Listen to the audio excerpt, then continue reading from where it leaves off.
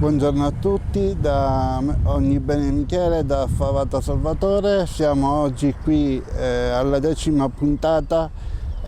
Oggi è il 18 giugno del 2022 e siamo qui per spiegare un pochettino la storia del castello di Mussomeli e della sua plurimillenaria storia. Il castello è costruito sopra una rocca all'interno del quale è stato creato un insediamento umano. Questo è stato confermato dagli scavi di Ernesto Armò nel 1911, quando per l'editore Crudo uscì appunto un sunto dei lavori di restauro condotti dall'Ernesto Armò e voluti da Principe Lanza di Scalea. I lavori di restauro durarono dal 1909 al 1910. Videro come protagonista la parte più significativa del castello, cioè quella che si affaccia appunto a nord-ovest e quella che si affaccia a sud-est.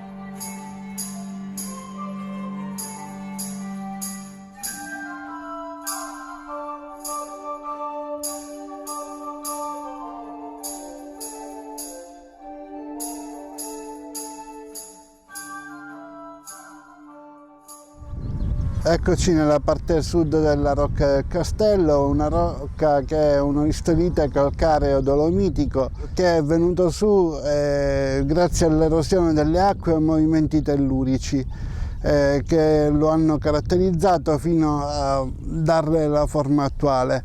La rocca del castello è imponente, è di 778 metri sul livello del mare ed ha avuto più stratificazioni nel corso dei secoli. Le stratificazioni in archeologia sono diversi strati, appunto, di pertinenza di un determinato periodo, di una determinata datazione. Questo si può vedere benissimo all'interno del museo di Palazzo Sgadari o Antiquarium Comunale, dove sono conservati frammenti di olle. Cos'è l'olla? L'olla era un recipiente, un terracotta striato o meno, che poteva essere usato sia per la cottura delle vivande, quindi dei cibi, ma anche per mantenerli in caldo. Poi abbiamo, oltre queste olle, per conservare e cuocere i cibi, abbiamo avuto esempi di olle funerarie che raccoglievano le ceneri dei defunti, soprattutto tra la fine del I secolo a.C. e gli inizi del I d.C., prima cioè che si usasse l'inumazione del corpo senza cremazione. Oltre a queste sono state trovate i frammenti di tegole a pettino, tegole pettinate. Tegole che tra uno spazio e l'altro erano vuote e costituivano appunto tegole di copertura di un ambiente, di un'aula o qualcosa di chiuso comunque. Sta a testimoniare che il castello non è di origine araba, ma è di origine bizantina o tardo-antica. Durante le scorrerie arabe fu poi riconquistato dagli arabi, infatti abbiamo la fase araba con la sua relativa periodizzazione, è una fase che va dall'età normanna, quindi XI-XII secolo, che comprende anche l'età sveva, XIII secolo, è l'età manfredonica chiaramontana, XIV secolo, XIV-XV secolo. I Chiaramonte furono, insieme a Palizzi, altra famiglia di nobili discendenze, filo latina, quindi erano con i Dangiò di Napoli. I Chiaramonte si batterono con tutte le proprie forze per evitare che la Sicilia cadesse sotto il dominio degli aragonesi o d'Aragona. Alla morte di Manfredi III Chiaramonte gli successe il suo congiunto Andrea, che dopo aver saputo che gli aragonesi erano ormai sbaccati a Trapani, chiese al re Martino, il giovane re Martino il Vecchio, perdono. Fu poi giustiziato davanti Palazzo Steri, il palazzo di famiglia che era la residenza palermitana dei Chiaramonte, insieme all'arcivescovo di Monreale. Adesso ci sposteremo da qui e andremo all'entrata del castello e visiteremo pian piano i vari ambienti che lo caratterizzano. Come potete ben capire, ci sono diversi ambienti di diverse epoche. Il castello di Mussomeli ha una fase chiaramontana, però è più tarda, tuttavia conserva tracce perimetrali murarie di origine normanno-sveva. Questo è stato testimoniato da Jacob Burckhardt, che era l'architetto personale di Guglielmo di Prussia, che rimase impressionato dalla mole e dall'imponenza del castello.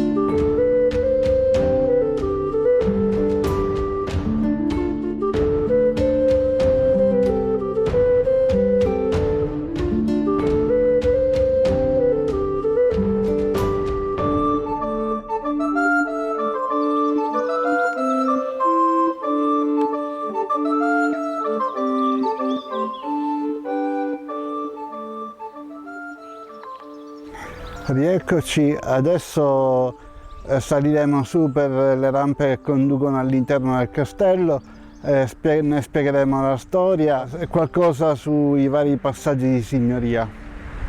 Seguiteci nel nostro percorso.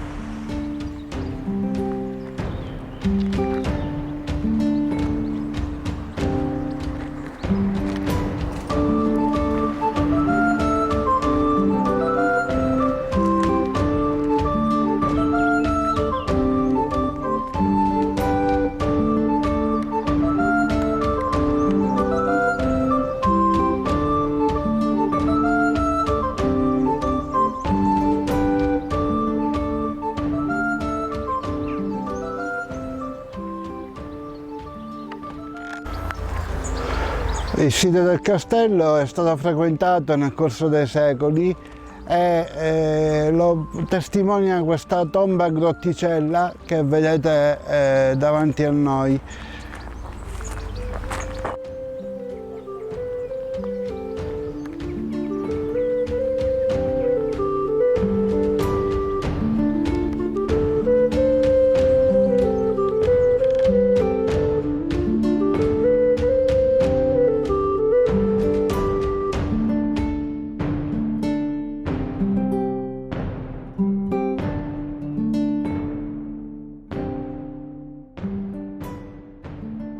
Da qui riprendiamo il filo della narrazione, saliremo sopra il castello, man mano andrò spiegando le cose più essenziali. Il sito del castello è stato frequentato nel corso dei millenni fin da età protostorica.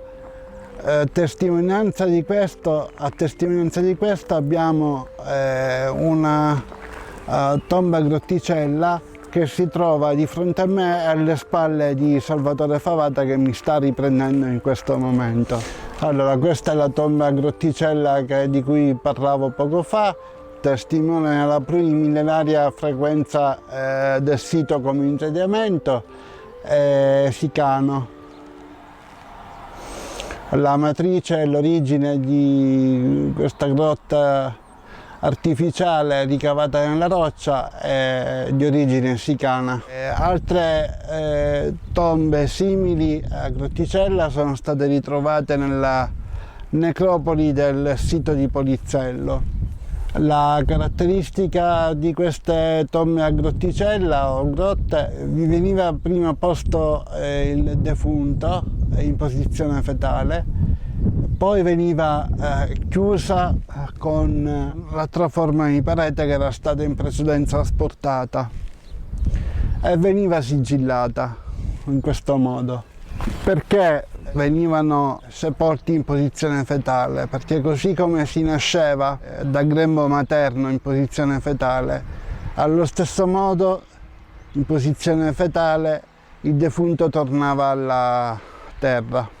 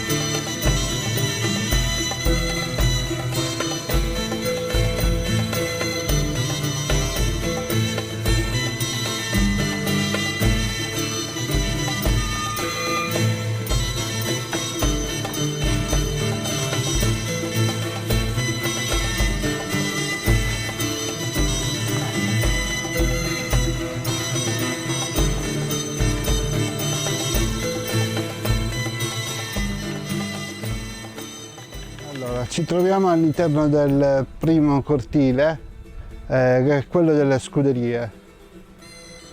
Le scuderie sono alle mie spalle, adesso entreremo perché li visiteremo, perché nel PON RIE 2000-2005 sono stati effettuati i lavori di restauro del complesso edilizio del castello manfredonico, o semplicemente Castello di Mussomeli.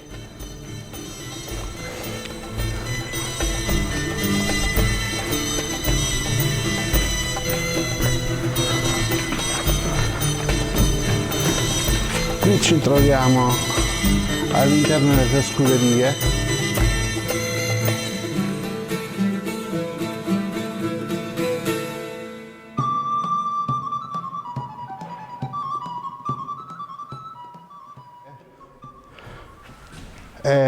Come potete vedere sotto è stata ritrovata la pavimentazione originale.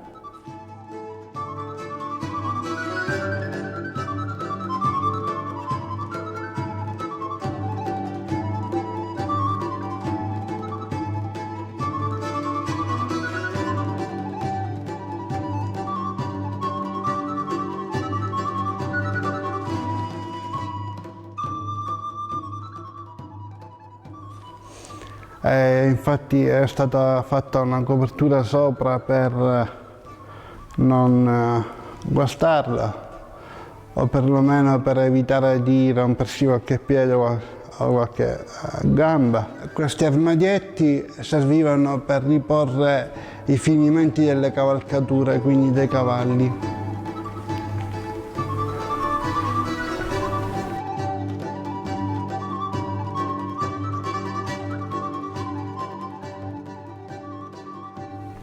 Abbiamo poi, come potete vedere, degli anelli in ferro a cui venivano legate le cavalcature, i cavalli.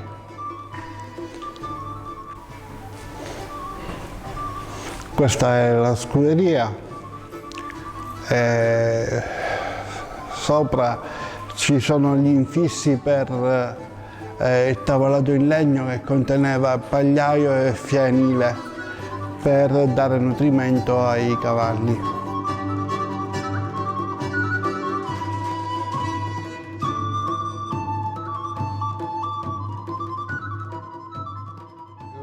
La scuderia viene utilizzata il 1° e il 2 di settembre durante la festa della Madonna della Catena.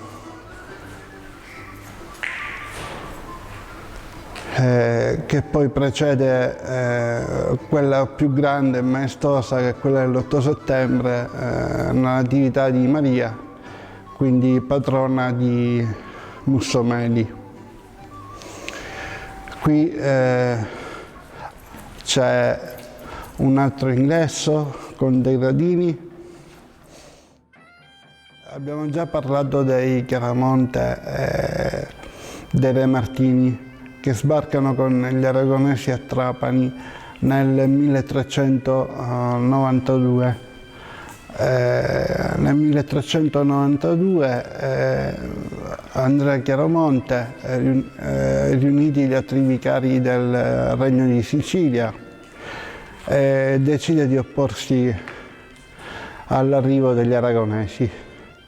Tuttavia viene ben presto abbandonato e sarà costretto a chiedere perdono alla regina Maria, il cui tutore era Artale d'Alagona, altro vicario del regno. Chiederà perdono, ma verrà ignorato e verrà giustiziato davanti Palazzo Steri a Palermo, insieme all'arcivescovo di Monreale, Filo Angioino, anche lui di parte. Alterne vicende dell'isola di Trinacria passano nelle mani di Guglielmo Raimondo Moncada, unico vicario del regno, che però, colpevole di tradimento, verrà privato del castello di Mussomeli, che passerà di nuovo in mano al demanio regio. Il demanio regio cos'era? Era l'insieme dei casali e delle fortezze, dei castelli di pertinenza della corona d'Aragona.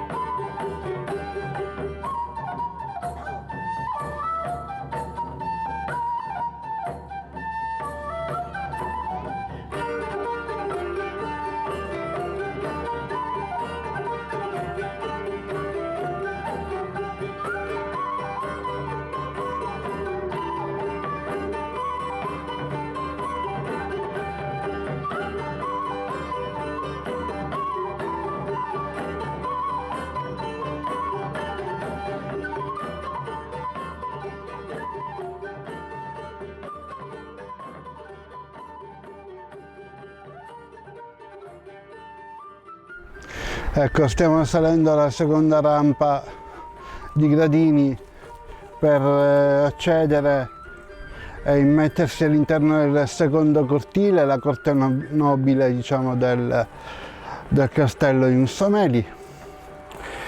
Poco fa giù in scuderia ho fatto cenno appunto al passaggio del castello e della terra di Mussomeli nelle mani di Guglielmo Raimondo Moncada, che a sua volta tradì gli aragonesi. Quindi la terra e il castello passarono al demanio regio, dal demanio poi nel 1400 passarono al Castellar, fedele della regina Bianca di Navarra e di Martino il Giovane, che morirà durante una spedizione in Sardegna contro i catalani. Morirà appunto di malaria. È considerato uno dei più bei castelli d'Europa, effettivamente ha il suo pregio, il suo prestigio, il suo fascino.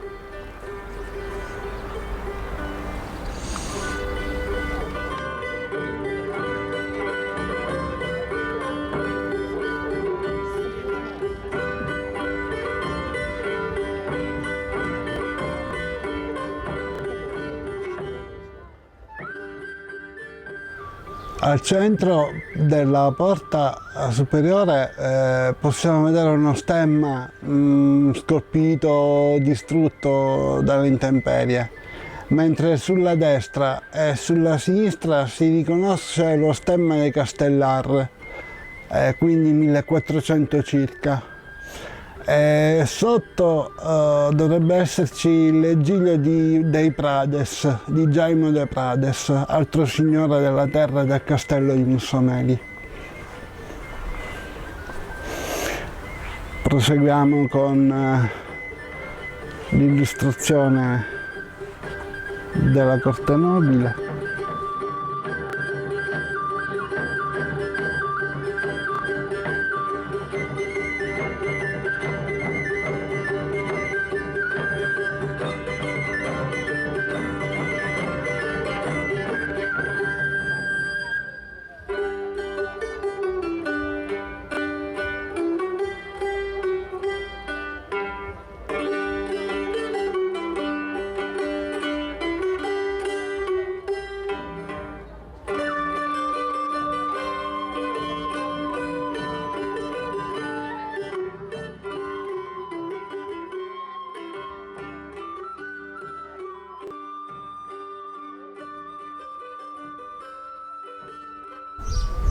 Adesso stiamo scendendo nei sotterranei.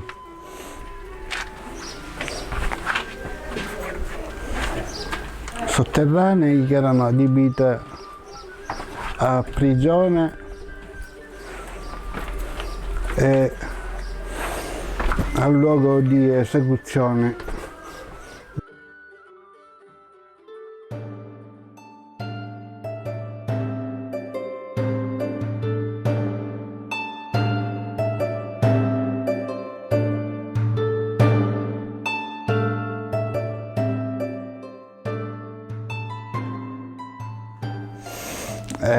Qui dentro siamo all'interno dei sotterranei e, come avevo appena detto, sono sotterranei in cui avveniva l'amministrazione della giustizia, c'erano le prigioni, il luogo di tortura. Probabilmente si pensa per annegamento.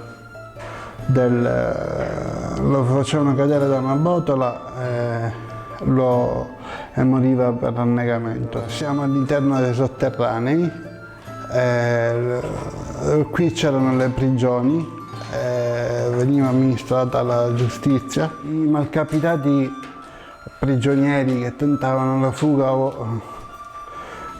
quasi impossibile da queste altezze venivano fatti cadere tramite una botola e venivano fatti morire per annegamento, cioè chiudevano poi la botola e alla chiusura della botola cadeva l'acqua che li faceva morire annegati.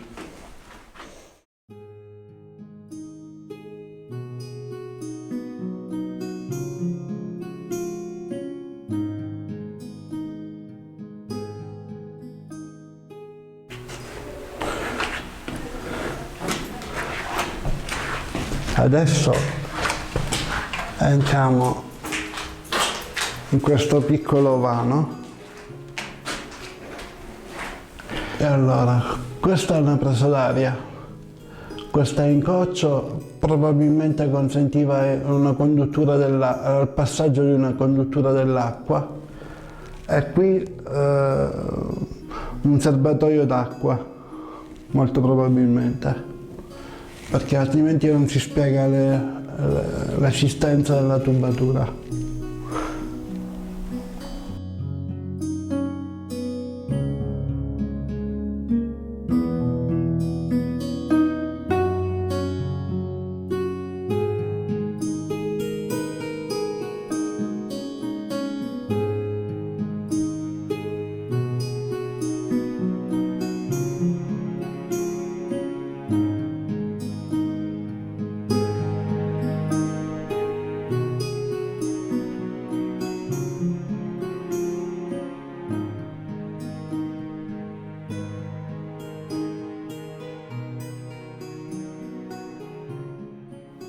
Questi ambienti sotterranei hanno la caratteristica di essere costruiti sulla roccia, come potete ben vedere.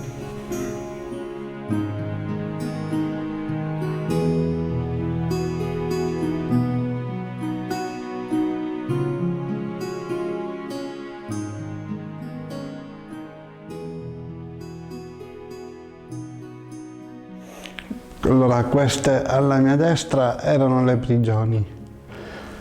Non so se riesco a entrare con il tipo di scarpe che ho, però ci proviamo.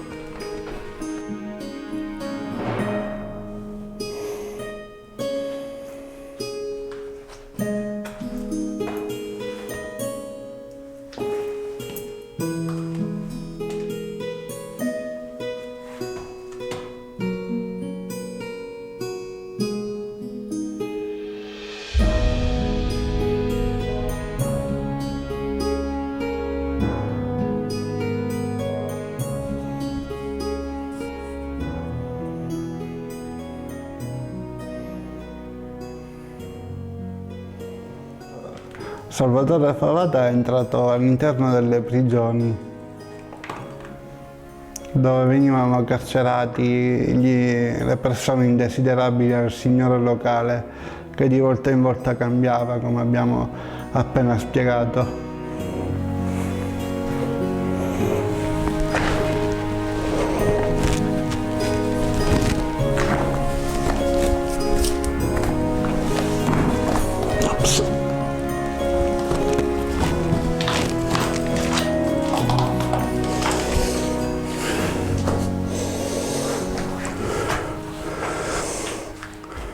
Qua siamo all'interno della prigione, come abbiamo appena detto, dove venivano appunto rinchiusi i reclusi.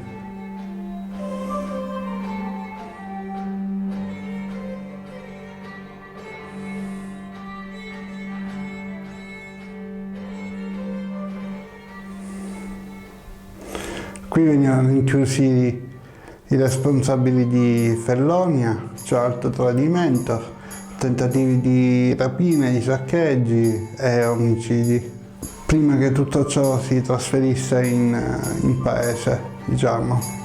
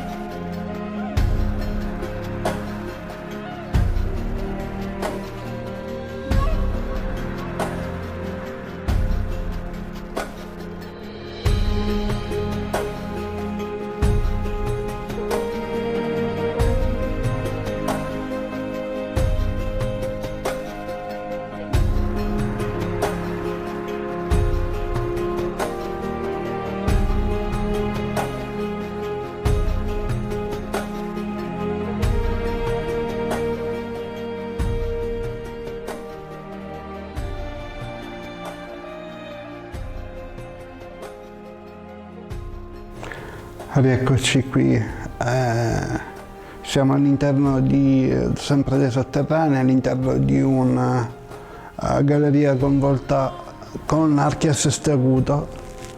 Qui hanno trovato ossa di animali, quindi tipo conigli, lepri, volpi, qualche lupo, cinghiali. E in pratica loro che facevano? Scannavano le bestie e il sangue degli stessi animali lo facevano scorrere all'interno di questo cunicolo.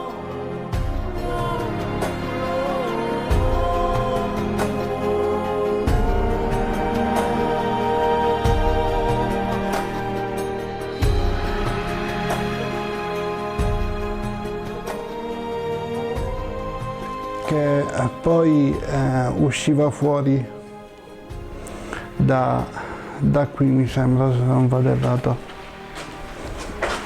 dove c'è questo buco. E poi quando finivano di mangiare le ossa le buttavano tutte all'interno di questa piccola cisterna. Si pensa anche che sia un passaggio verso il palazzo del principe, ma secondo me come ipotesi, questa seconda ipotesi è da scartare. Questa è anche chiamata la sala delle armi perché sembra che fosse l'alloggio dei soldati, dei militi che vivevano qui all'interno come guarnigione armata. Questo è tutto per quanto riguarda l'ambiente dei sotterranei, diciamo.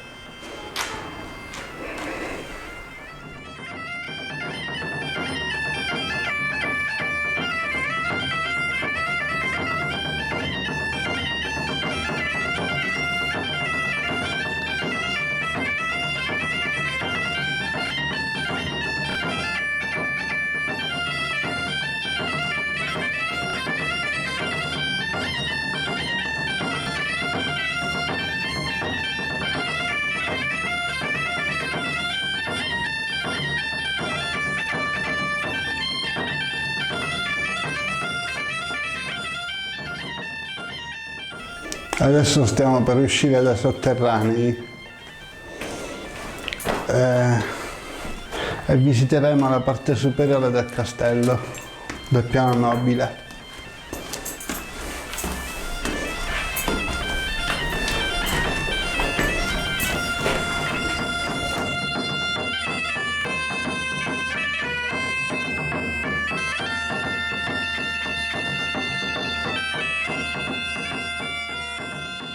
Adesso stiamo per entrare nella sala dei baroni e spiegheremo un pochettino cosa è venuto al suo interno.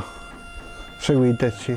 Nel 1390 qui avvenne la riunione dei baroni dell'isola che volevano contrastare gli aragonesi degli re Martino e della regina Maria. Questa fu la fase iniziale degli accordi che poi furono fatti durante la riunione dei baroni tenutasi a Castronovo. Qui la stanza è addobbata con gli stemmi dei vari signori della terra del castello di Mussameli. La tavola è semplicemente di decorazione, la porchetta non è vera, è finta.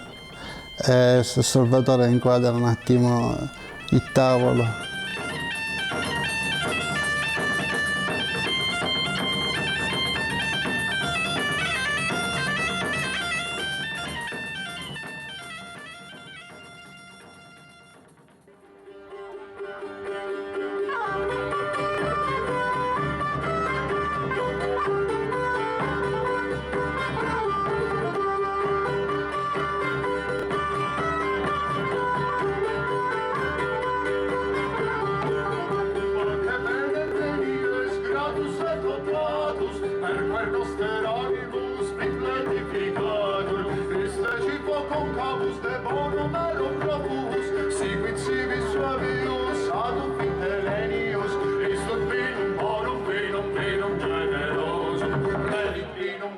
curiale, bravo manicoso.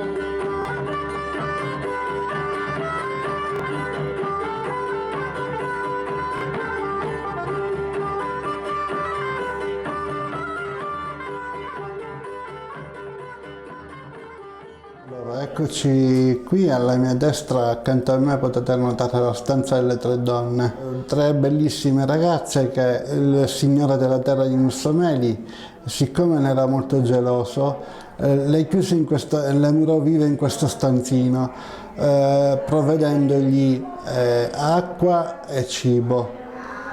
Solo che la guerra a cui partecipò il signore di Mussomeli si protrasse per molto tempo e alla fine, quando lui tornò, fece smurare la porta della camera e le trovò tutte e tre morte con le suole delle scarpe in bocca.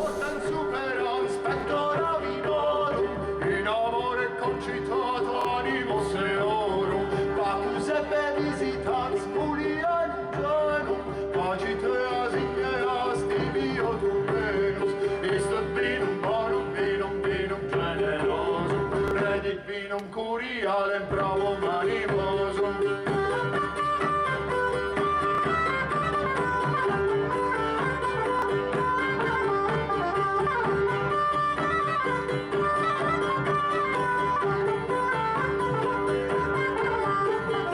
Acqua blocco su scoi, tu ne quindi penetrare, ma così non facile sole per spugnare, Bacus leni in scura sei colore, convertio con comia risus et amore, e sul vinum bonum generoso, redit vinum curialem provo marinoso.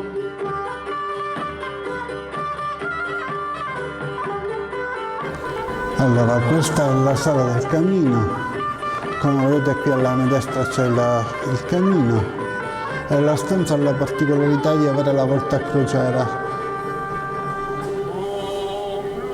con costoloni a foglie d'acanto. Qui c'è una finestra bifora con due sedili. Adesso Salvatore vi fa vedere la finestra.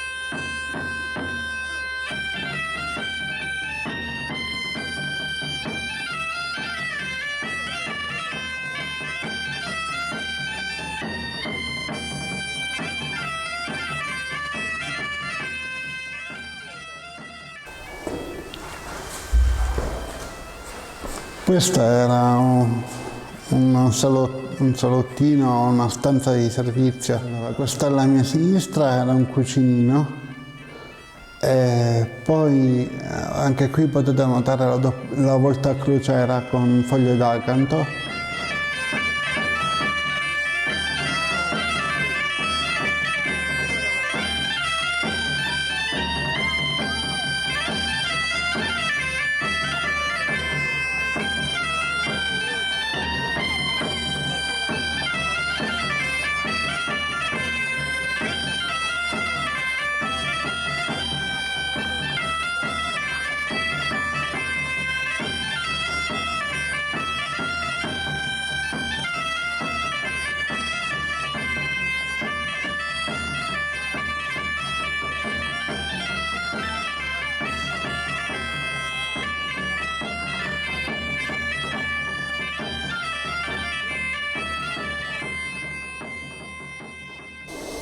Qui sulla mia sinistra, scendendo le scalette, si raggiungeva l'orologio delle ancelle.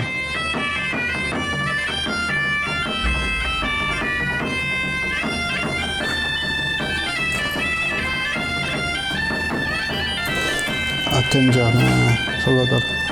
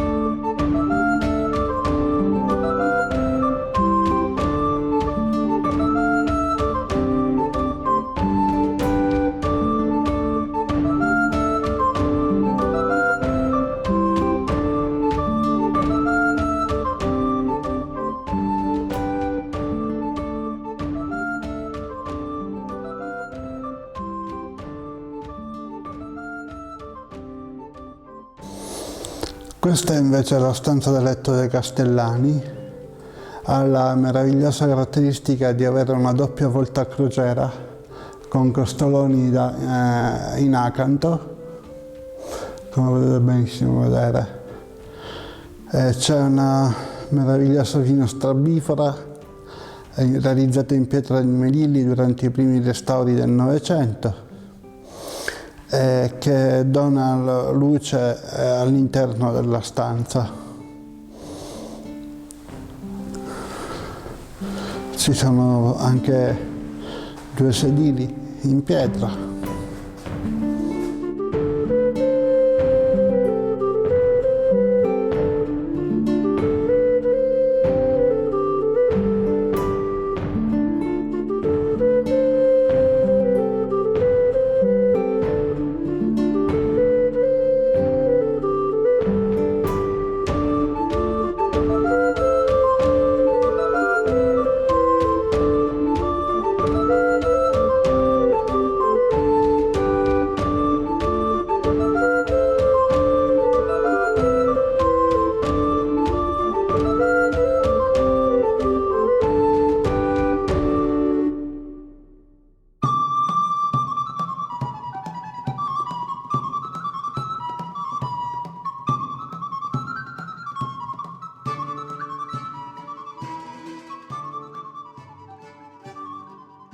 Questi sono corpi di tutti di servizio. Alla mia destra c'è l'ingresso alle cucine, poi dritto di fronte a me c'è una serie di scalini che portavano probabilmente ad ambienti di servizio.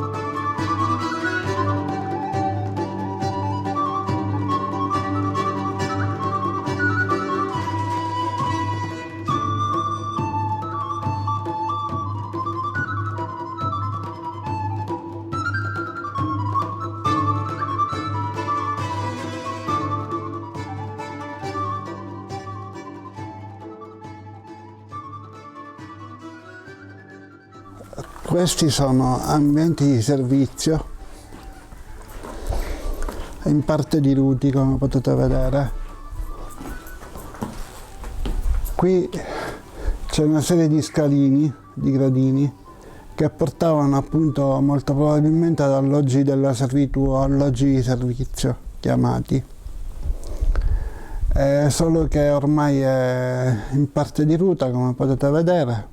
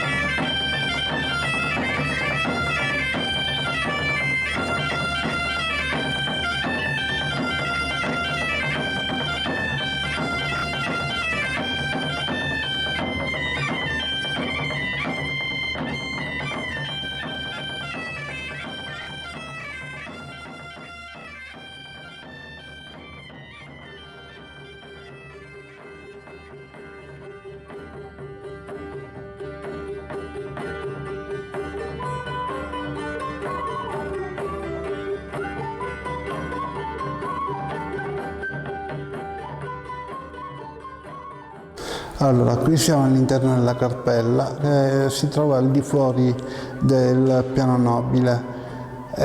Qui veniva venerata la Madonna della Catena dal 1500 in poi. È una statua in stile gaginiano, come riportato dall'architetto Spera ultimamente quando è stato a Palazzo Lanza a Palermo, perché la statua cinquecentesca appunto si trova lì a Palermo, all'interno di Casa Lanza, in una cappella privata. C'è sempre stata una forte devozione della Vergine Santa delle Catene. Qui su questo piano si riunivano le persone di servizio per seguire la messa. Da quella gelosia invece si affacciavano i castellani per seguire la messa con la famiglia. Questo è un altare, gli affreschi sono a quanto sembra del 600. Qui potete notare il volto di una santa o di una Madonna.